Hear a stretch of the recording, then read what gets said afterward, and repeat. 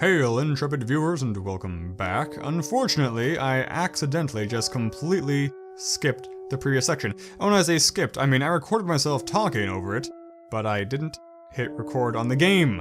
So, at the end of this episode, I will play the outro music that I always play, but if you want to sit around and listen to my soothing voice as I read out what happens, then, you're welcome to do so, but let's just say I got a little bit of backstory on Merc Tech.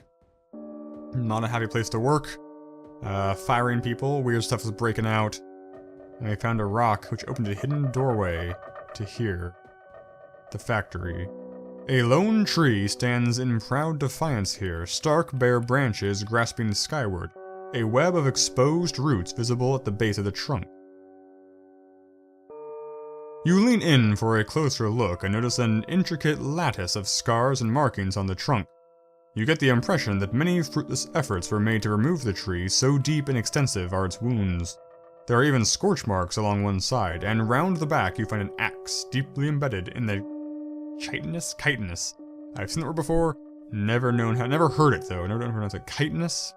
Bark. Let's take the axe. You grasp the coarse handle firmly and pull, the smallest hint of movement. You pull again, the axe twists ever so slightly.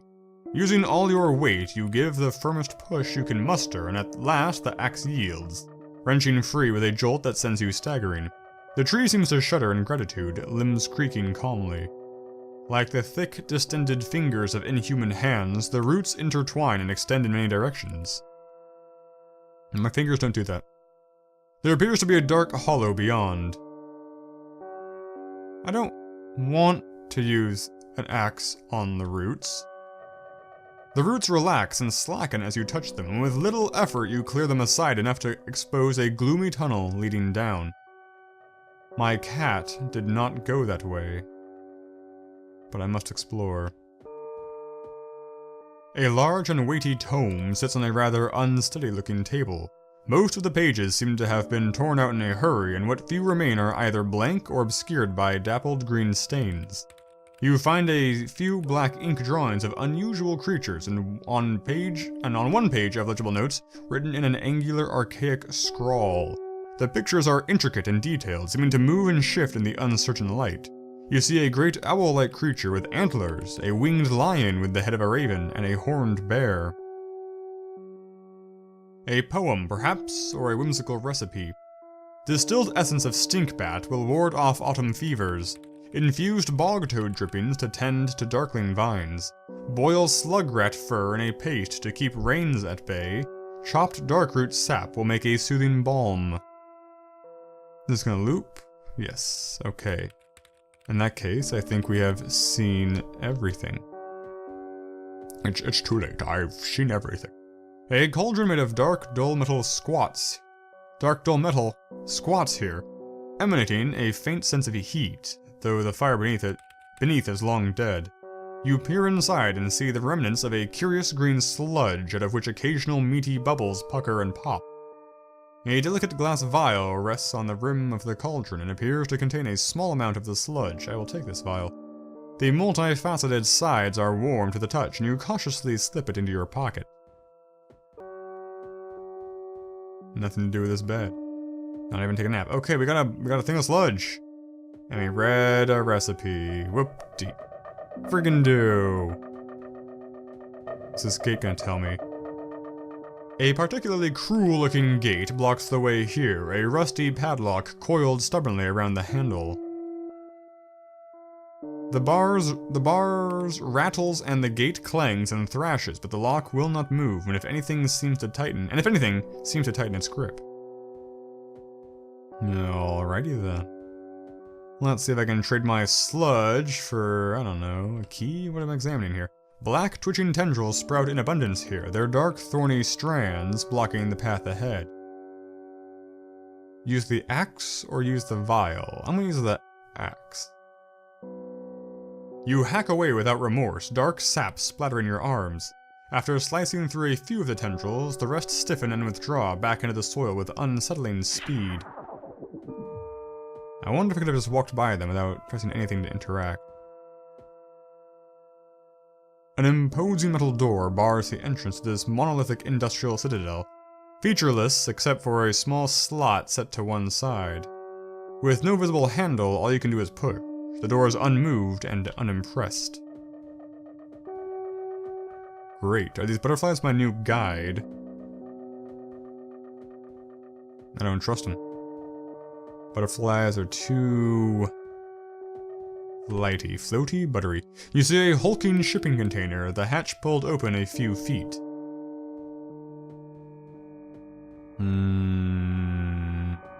What is this?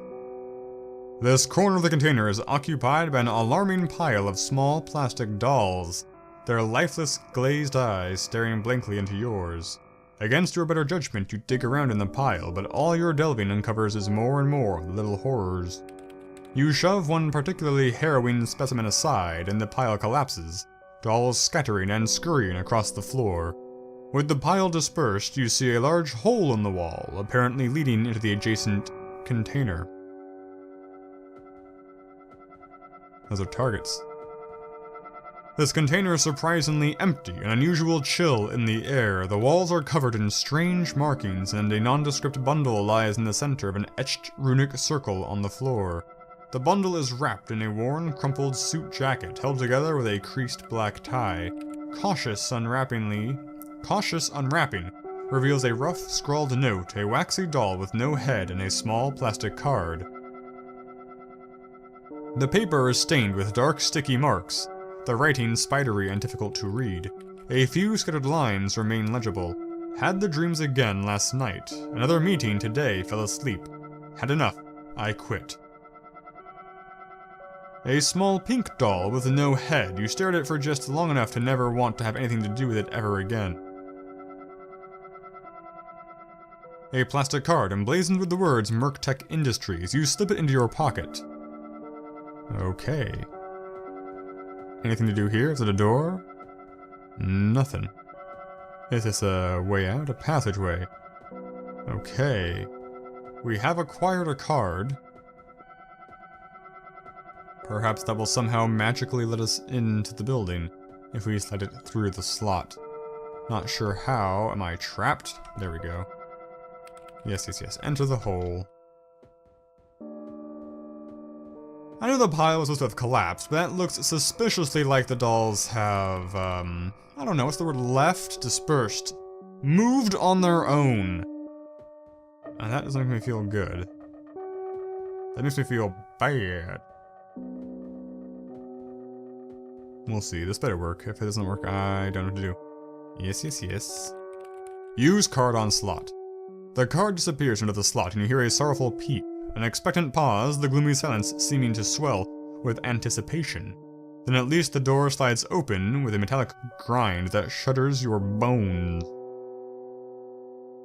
Approach.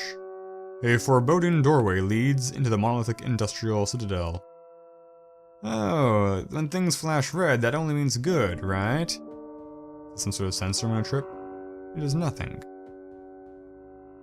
A hulking, dust-covered machine lurks here, silently and inscrutable. Wiping away some dust, you see a logo written in drab font. Merktech Industries Merkgen Series 122 Power Generator. Underneath is a large, inviting lever. After much pulling, pushing, and wiggling, you come to the conclusion that the lever is stuck. Interesting. Do I need to get a lever to pull the lever? Use some leverage. Do I need to get an exosuit to enhance my strength? What are you? What is this place? That looks like a nasty spike you got there. Like you could do some pretty mean stabbing. Oh, there's a bunch of you. And one of you is moving. Let's check out down here. Nothing. Typical. Can I go up? I can't go up. I can't tell what's wall and what's floor. I was surprised I was able to go up so far, quite frankly. Let's talk to Moving Guy. He seems real friendly. You see a mountainous figure here, towering over you despite its slumped posture. The eyes look exhausted and unfocused, and it occasionally unleashes a bone-shaking yawn. A sleek steel key dangles teasingly from its belt. The giant looks down at you with bloodshot eyes. It speaks in a wary rumble which makes your teeth clatter. What are you doing here? The factory's closed. Used to make plastic playthings before that. Steel ships. Now nothing. All gone. Leave me be. I can't help you. I just want to sleep. I need to sleep. Heavy-lidded eyes well up, and there's a sigh so forceful it blows your hair back. Oh, sweet sleep. It's been so long, not since the machines stopped and the workers left. I must sleep again, but it is too quiet now, too still for sleep. Interesting. What were the other options? Take the key. Let's not do that thing.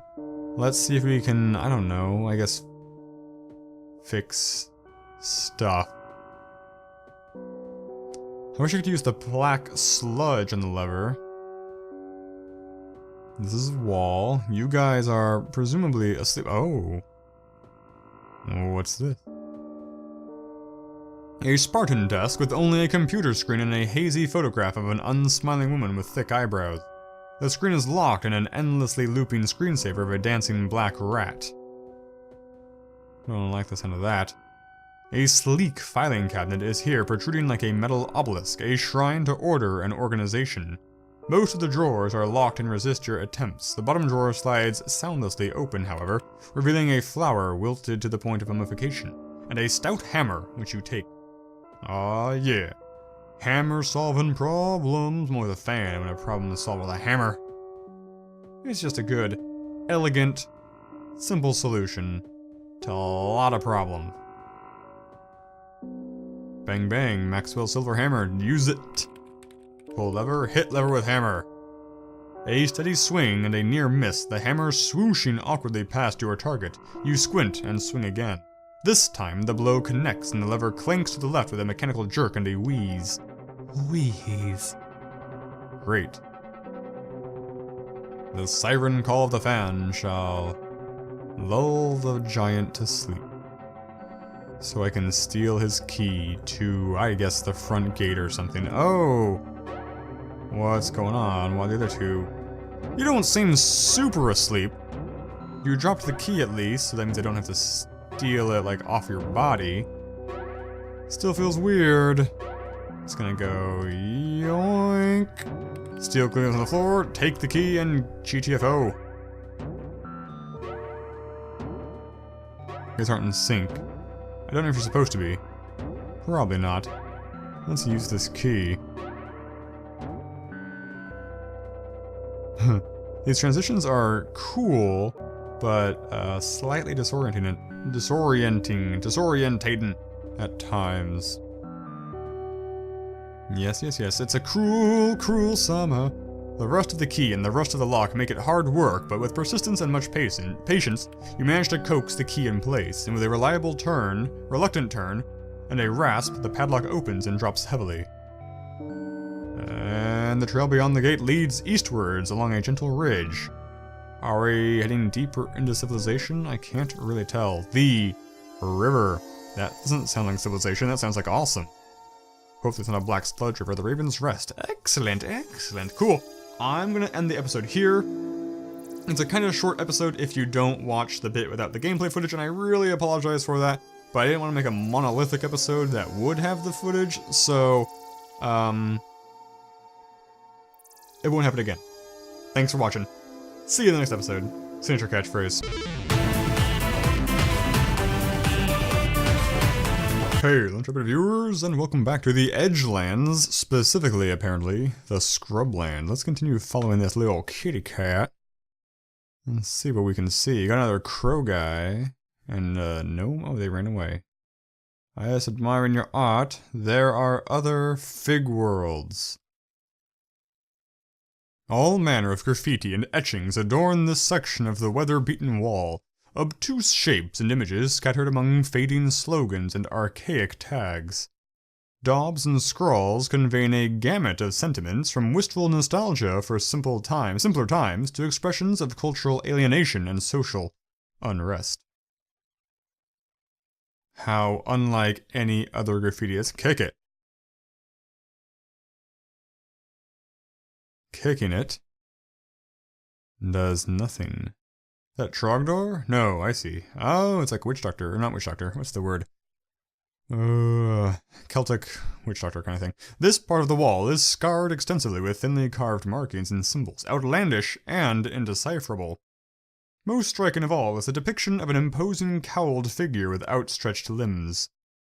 Because it reminds me of the guy from Samurai Jack, the Scotsman-like leader. Examine carving. Looking closely at the carving, you notice a small chunk of brick is missing from what you think is the figure's head. Is it a quest to restore the figure? Kick all the cans, man. Nope.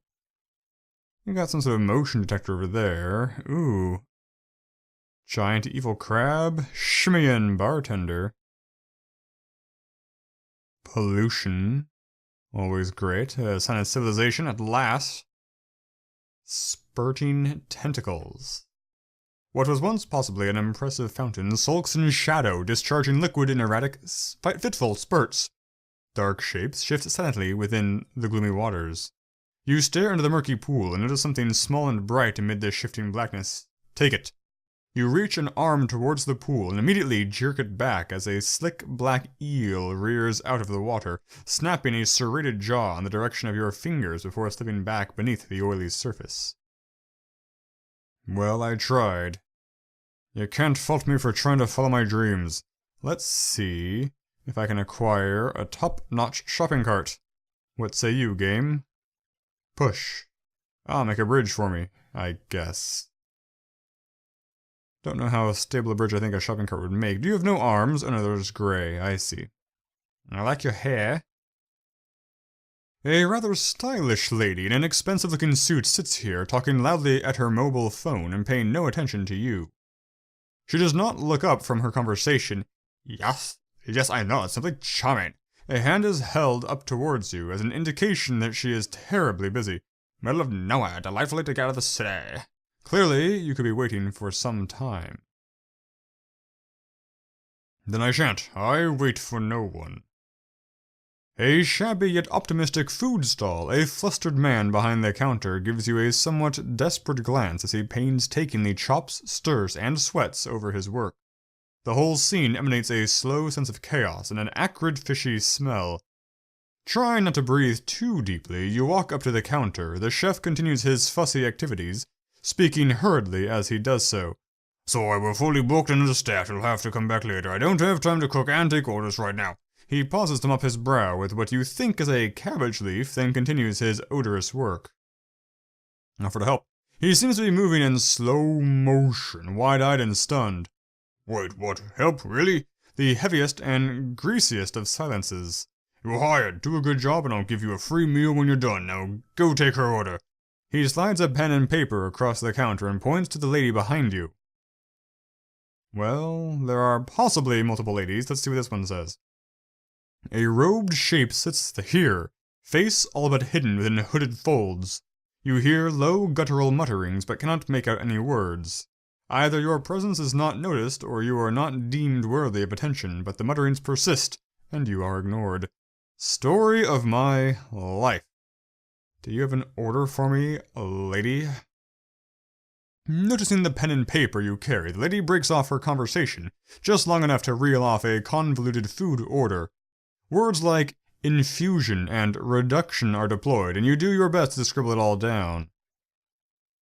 Scribble, scribble. Toil and trouble. You place the order on the counter, and the chef snatches it, shouting, "Order up!" to no one in particular. Without even looking at it, he slops a dark, viscous sludge into a bowl, then spends far too long carefully arranging a rather sorry-looking garnish. At last, he steps back, admiring his work. Take that over, then get the order from the next table. Take bowl. Presumably I have a bowl. No indication of it, though. Her discourse rages on as you place 2 food on the table. It's a cowl, not hair, as established, right? You clear your throat loudly and gesture with pen and paper. A dark claw-like appendage emerges from a sleeve and points to some items on the menu, which you diligently make note of. As soon as the order hits the counter, the chef slaps down another brimming bowl of uncertain blackness, an unsettling grin glistening on his sweaty face. Come on, before it starts to congeal. Alright. How do you know they don't like it congealed? You put the bowl on the table. There is much sniffling and snuffling from inside the robe, and you decide you would prefer not to see what happens next. Now what? The chef leans heavily on the counter, hazy relief brimming in his eyes. Many thanks, stranger, many thanks. Not had a night that busy since I opened. Here's your reward, you've earned this. He slides a bowl of black morass-like uncertainty across the counter, and you warily pick it up. I will take the bowl, but not eat the food. So I have a bowl now. Nothing new here, right? The bowl is empty, satisfied murmurings barely audible from inside the dark folds of the robe. Okay, I didn't explore enough to know what to do with this. Maybe the eel wants it as a distraction. The meal remains untouched. The conversation remains relentless. Well, off I go. I'm not entirely convinced I'm human. Just thinking out loud, not really apropos of anything. Okay, let's use this meal. No, same options as before. Put bowl of food in water. Do it. You fling the bowl into the pool and watch as it slowly starts to sink. Then, all at once, the waters boil with activity. A gnashing swarm of eels converge on the dubious meal. You quickly reach in and grab the shining item, which you now see is a sleek plastic card adorned with the words Merktech Industries. Okay, so maybe no brick was required, and kicking those fire bins was an exercise in, I don't know, immersion or something. Let's see what this card can do. Perhaps it will require me to obtain a brick. A metal door marks the entrance to this dilapidated building, its glinting sheen a stark contrast to the moldering surroundings, I guess. To one side of the door is a small device that looks like a slot for swiping cards through. A faded plaque above the device reads, Merktech Sales and Customer Compliance, Branch 113. Put card in device. The card slides smoothly through the device, and the door utters an obtuse yet promising clunk. Poof, in we go. What is that? Look. The buckled doors of an elevator gape half open, offering a glimpse of dark hollows and occasional skittering noises beyond. Step back. Can we turn the lights on? Press switch. Not so much lights, more of a monitor. The screen of this computer is frozen in a state of garbled digital panic. Within the mess of overlapping documents and windows, you see a single readable email. Dear Employee Number 344, I don't know what you were thinking bringing that thing in here, let alone putting it on your desk, but you are in violation of Regulation 8871. No knickknacks, foliage, or any other form of workstation decoration permitted. I'm confiscating the item, and you are to report to the Merktech Center for Discipline and Disposal, first thing Monday morning. Disregards. Merktech Regional Manager 972. Another monitor. Why are there no chairs? Are the keyboards built into the stands? The display shows a desktop which is blank, save for a single document open in the center of the screen, which appears to be a list of tasks. 1. Get Maintenance Team A to clean up feathers in basement. 2. Send Maintenance Team A to investigate unusual sounds in elevator. 3. Prepare sales report for meeting next Friday. 4. Send Maintenance Team B to find out what happened to Maintenance Team A. Planning. 5. Book hotel for conference next month. 6. Hire new maintenance employees. Maybe it's a deliberate red shirt removal plan. We got something on this screen. The monitor just displays a confused mess of ceaselessly shifting letters and symbols. Stuck over one corner is a yellowing sheet of paper. Dear Regional Manager 972, it has been decided that Merktech Sales and Customer Compliance Branch number 113 is to be phased out of Merktech Industries. Worker productivity is far too low, and the alleged disappearances and other anomalies are disruptive and unsatisfactory. Please report to Merktech Central Office first thing Monday morning for reassignment. Disregards. Merktech Executive 767. There was an unusual round stone carving sitting on the edge of the desk. You pick it up, and it is curiously cold in your hand. Absent-mindedly, you place it in your pocket. Sweet. I got a carving. Everything's looking up for old Gil. Maybe this carving is what goes inside that wall. All in all, we're just another brick in the wall. Or do I have to go in the elevator? I do not want to go in the elevator, Sam, I am. So I'm gonna try leaving. And route. Freedom! Oh, it's blinking now. Was it doing that before? It probably was. I thought I heard an alarm though. The background music changed slightly. This. Can I do it? Examine carving. Put stone in wall. Bingo bango bongo. Hidden doorways.